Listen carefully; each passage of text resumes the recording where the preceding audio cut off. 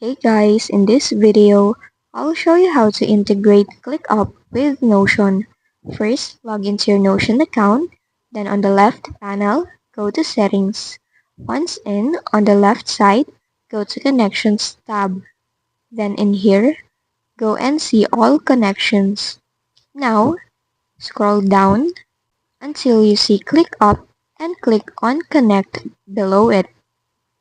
Now for here, select your workspace, then connect it.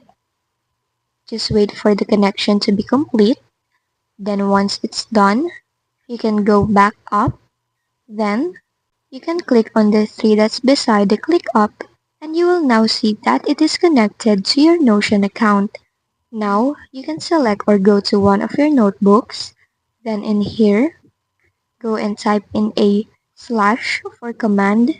Then if you search for ClickUp, you will now be able to use it. And that's just basically it.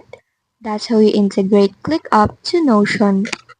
If this video helped you, don't forget to like, subscribe, and hit the bell icon for more tutorials.